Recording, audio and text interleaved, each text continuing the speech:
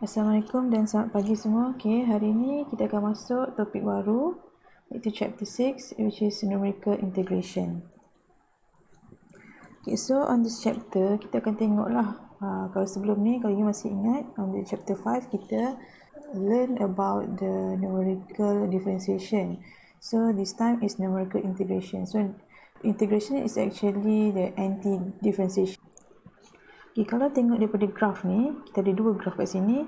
Graf on your left ni, okay, this graph menunjukkan differentiation. Bila you ada function fx macam ni, and this slope ataupun gradient, you akan dapat nilai differentiation.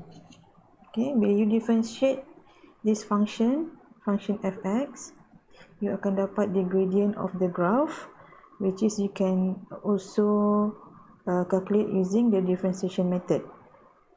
On the other hand, graph yang sebelah kanan tu, okay, ini adalah aplikasi ataupun for the integration, which is bila you ada function fx ini, when you integrate, you akan dapat actually the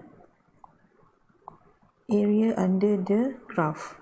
Okay, so macam ni you nak tulis. Kalau integration, dia punya function macam ni lah. Integration between a and b function x dx. Okay, this here is a, sini b. Okay, so kita fokus on integration lah, because differentiation is already passed in the previous chapter. As usual, macam juga numerical differentiation, why we choose to make the approximation. Kalau kita cakap pasal numerical tu, maksudnya kita buat approximation lah, it's not exact value. Kenapa kita buat? Because it is sometimes the function yang kita ada tu very difficult to solve. Okay, kalau you the basic function, macam contohnya kalau setakat you nak integrate x dx, it's very easy for you to solve. Okay, you akan dapat x power of 2 over 2. Tapi let's say you ada function 1 over 1 plus e square dx. So it's quite difficult to solve ni directly. So that's why we can use the numerical integration method to make it more easier lah. But for sure, nama pun approximation, so dia punya value is not very accurate. Mesti ada error lah, walaupun sedikit. So in this chapter, we will cover several methods to do the numerical integration. First kali adalah trapezoidal rule. Second is 1/3 Simpson's rule, then 3 over 8 Simpson's rule, and last kali adalah Gauss quadrature. Okay, macam juga topik-topik yang sebelum ni, bila kita ada several method to solve the same problems, setiap method tu mesti ada their own condition. Dia kena ada syarat-syarat dia. Jadi you tak boleh pakai all the methods sesuka hati lah. You kena tengok adakah setiap method tu ada kriteria dia. Jadi kalau soalan tu ataupun problems kita fit dengan the condition for a particular method, jadi kita pilih yang sesuai lah. Okay, actually in our syllabus we will only cover these three method. Okay, 1/3 Simpson's rule, 3 over 8 Simpson's rule, and Gauss quadrature. Tapi you need to understand the basic fundamental concept of the trapezoidal rules ni untuk proceed to the Simpson's rules and Gauss quadrature. Okay, kita tengok dulu the basic concept of trapezoidal rule. Okay, kalau you tengok daripada graph ni, okay, katakan you ada function macam ni, you ada function fx, polynomial function. Usually numerical integration ni kita gunakan untuk solve the polynomial function lah, because it's quite complicated to solve directly. Okay, kalau kita tengok graph ni, key concept of integration tadi adalah luas di bawah graph kan. Let's say kita ada range A and B sini lah.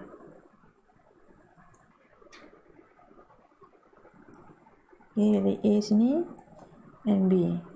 So you nak dapatkan luas di bawah graf ni. Okay, luas inilah. Okay, so for the trapezoidal function, trapezoidal rules ni, dia punya konsep adalah based on the luas trapezoid. Okay, kalau you tengok yang saya lukis sebelah kanan tu, okay, kalau you ada trapezoid macam ni you nak kira luas. Okay, let's say you ada kat sini dia punya T. Okay, ini A, sini B. Okay, dia punya height ni Okay, so rumus yang kita pakai untuk solvekan area of trapezoid is setengah times A plus B times T, kan? So from this concept ataupun from the calculation of luas trapezoid ni, kita akan apply dalam trapezoidal rules ni. Okay, jadi kalau kita tengok sini, daripada antara dua function tu, bila kita lukiskan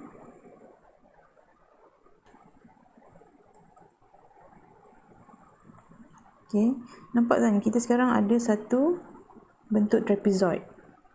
So bila kita dah sambung tu, kita akan dapat height for this one, height for this one, and length between A and B.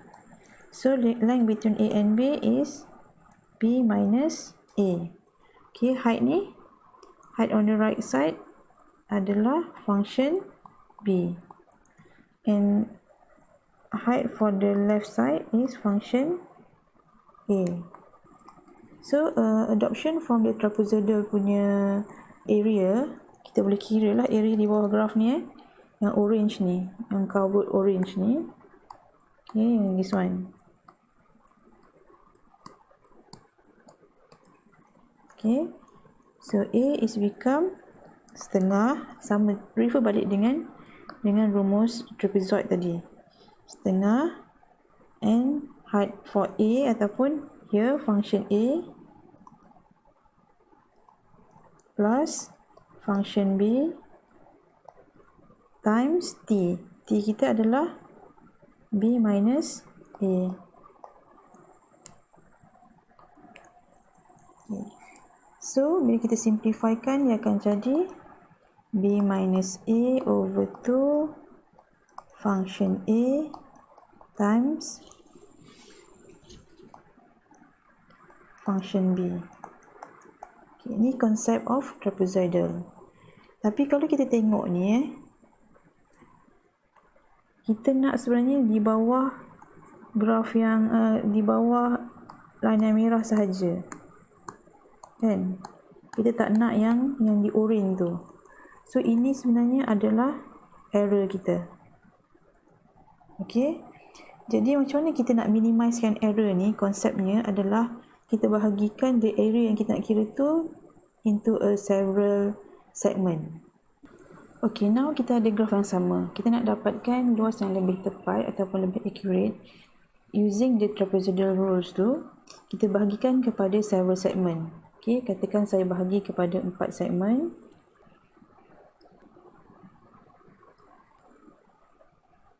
So sekarang kita ada 4 segmen. So kita kena cari area untuk 4 segmen ni. Okay, so this one is A1, A2, A3, A4. And for each segment ni kita akan pakai konsep trapezoidal tadi. Okay, so untuk yang pertama,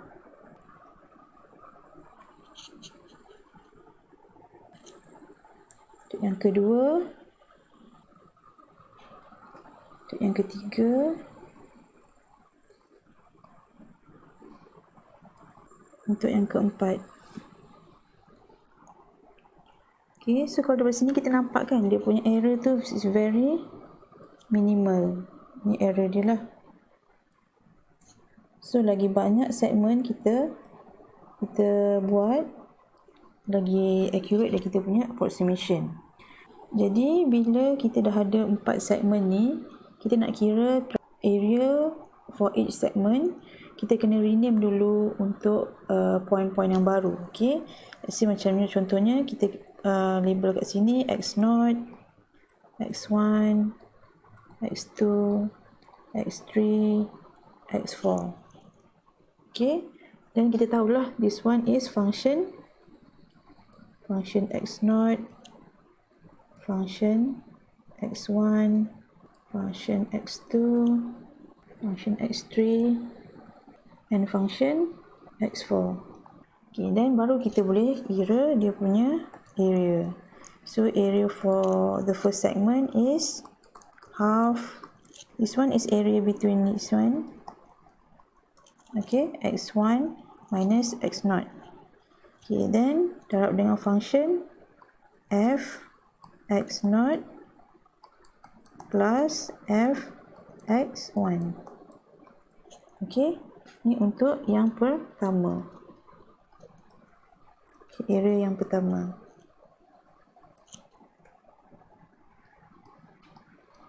So untuk area kedua, okay, iaitu half x2 minus x1.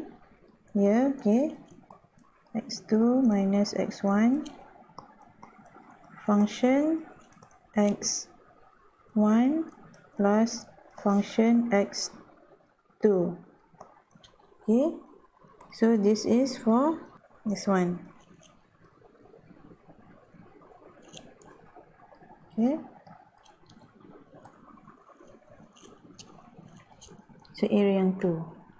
So seterusnya we have A3, half x3 minus x2, function x2 plus function x3. Okay, yang ni.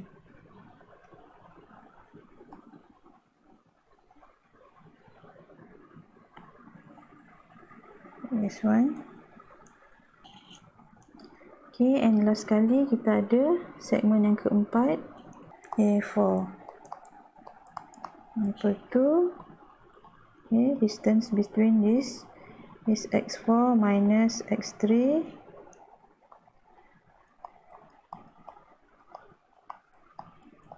function, okay, function yang atas ni x3 plus function x4.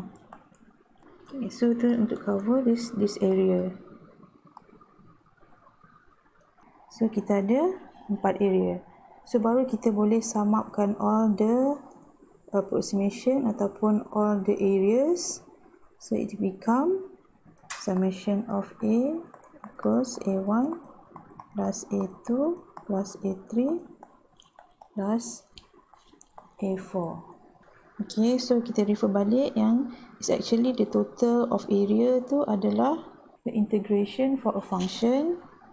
Okay, integration for A to B for a function fx dx approximated to h over 2 plus f n plus 2 summation of fi. Okay, this is the general formula for the trapezoidal rules. Okay, f0 tu adalah f yang awal sekali, function paling awal. So kat sini this one lah. Okay, and fn adalah f yang terakhir, this one. Okay, and fi is refer to total of this fx1, fx2 and fx3. This is the fundamental of the trapezoidal rules.